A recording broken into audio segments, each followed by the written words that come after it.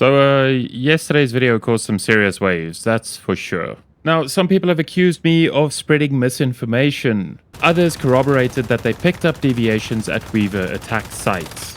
I was at Ground Zero this morning and had a chat with people that were there when it kicked off. They did not find any deviations as loot bags.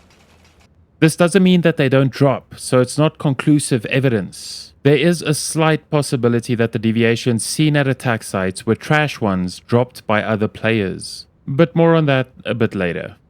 It is confirmed that your stuff in chests can drop as loot bags and other players can steal this. Luckily, the devs have released a spawn map for the Weavers in response to player complaints. So that's really cool of them. Let's check it out. Okay, so just a bit earlier, the devs have released the spawn coordinates for the Chaos Weavers.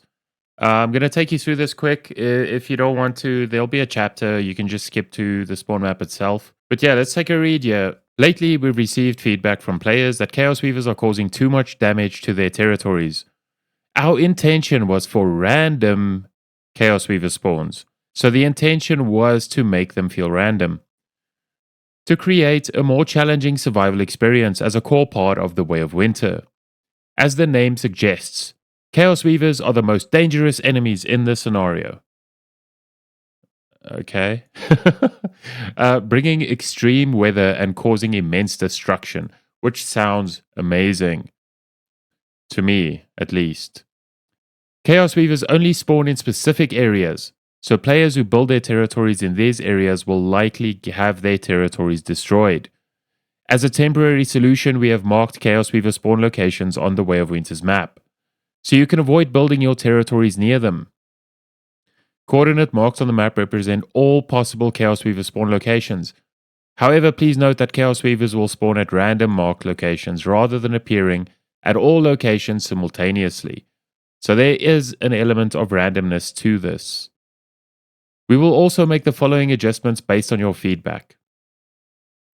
In late November, we will increase the probability of obtaining deviations with a deviant energy rating and activity rating of 4 to 5 after defeating a Chaos Weaver. Raw Chaosium rewards will also be added. I agree with the Chaosium. I don't agree with the rating because that just makes these deviations much cheaper. In all honesty, that's just my opinion. In December, we will add a Chaos Weaver location warning feature.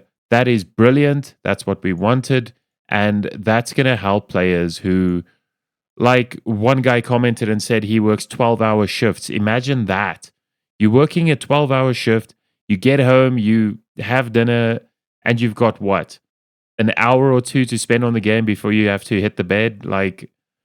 And imagine logging on in that scenario and having your whole base destroyed and everything's been wiped and you have to just rebuild from scratch. Oh, man.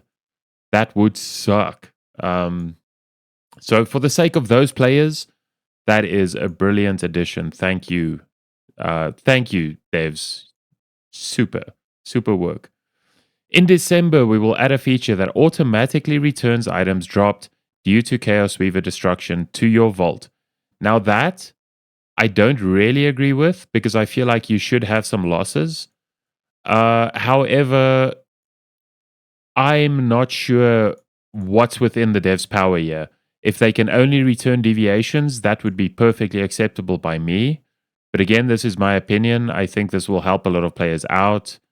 Like, imagine farming 1,000 platinum crystals and then having them just all gone and you have to do all that farming again. That would really be like morale breaking. So I get it. I suppose this has a place. We'll see the feedback on that. And I mean, this is such a fast response. Thanks, devs. This is probably going to be good. Well received. And they will respond again to future feedback. They do well with that. If there's one thing the devs do well, they really try to respond quickly to feedback.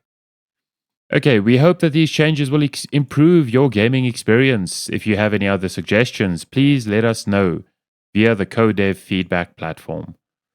Once Human Development Team. So here's the spawn map. As you can see, they spawn everywhere. Like, here's a little hole here, there's a little hole there, there's a hole there. So your choices for where you want to build are not huge.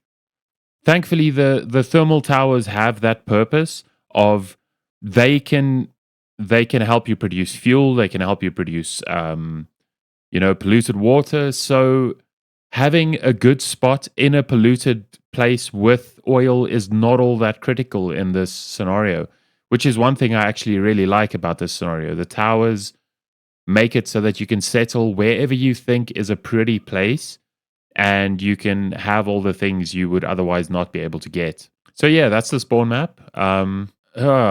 There's a lot of chaos weavers on this map. So yeah, build your base accordingly if you don't want to lose everything. I myself will be remaining in this crater because screw that chaos weaver. He can bring it on. I'll shoot him in the arm because I can't. Shooting him in the face doesn't work, guys. Shoot him in the arm. So yeah, that's that. They did not mention whether spawns will change in phase 4. So I don't think they will at this point, but we'll have to wait and see. We enter phase 4 in about 3 days, and then we'll know for sure. This response was awesome though. Well done devs, we needed this.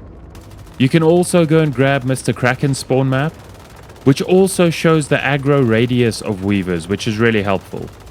Make sure to grab both just in case, so you can compare them and make sure you avoid the weavers if you don't want your base destroyed. Some of us enjoy the risk, but we also don't want to lose deviations. I am not going back to Manibus to kill the Hound 200 times to get my Lone Wolf back. And don't even get me started on the Hunter. Sheesh. Since we still don't have conclusive proof, it could be wise to keep your most cherished deviations out of their securement units when you're not online. At this point, I do think they go to your inventory when a unit is destroyed. So make sure you have space at all times for more deviations in your inventory. Also make sure you have space in Eternal Land just in case they end up there. There are some players that have only played a Manibus and are now playing Winter. If you don't have access to the Bingo or MG4 Predator, then here are some guns you might want to look at that you could have access to. First up is the Wildfire. You can slap together a weird sort of crit build with this that could do a lot of weapon damage. It's not ideal, but it's an option. Another good gun for this is the Black Panther, which is all about weapon damage. And if you spec into Fortress Warfare, you can do some serious damage. If you did get the Last Valor in your Manibus season, you could use this as well. It can make a very strong weapon damage build, which could be great against the Weaver. So there are some options, but you'll want to use Lone Wolf Hood for most of those options. Since you're going to want to build crit, because weak spot damage is also useless against the Weaver. So going into Lone Wolf, you can build a lot of crit. The Falcon set could get you some more crit damage. The Snow Panther set, that's new to the winter scenario, isn't a great set, but it can give you some extra weapon damage, which would be very useful against the Chaos Weaver. So yeah, if you don't have access to all these weapons, your options are a little bit limited, but you do still have options. The one I recommend the most would probably be the Black Panther, if you don't have the Last Valor. The Last Valor would be best. It's a very good gun. You can do some serious damage. And if you use Shrapnel Souvenir as your weapon mod against the Chaos Weaver, you could probably have an endless mag. Because there are weak spots, even though they don't do much damage, they are there. So either the Last Valor or the Black Panther, and if you don't have access to either of those, the Wildfire, hopefully. You can buy it from the Wish Shop for just 2,000 Starcrom. I mean, you do have options here. So don't let it discourage you. You can still do your part against the Weaver, even if you don't have access to all of these weapons. Okay, so that'll be all from me. Good luck out there. I hope your bases stay safe from Weavers. As for the rest of us who are crazy enough to stay in Weaver spawns, good luck. I'll see you in the next one.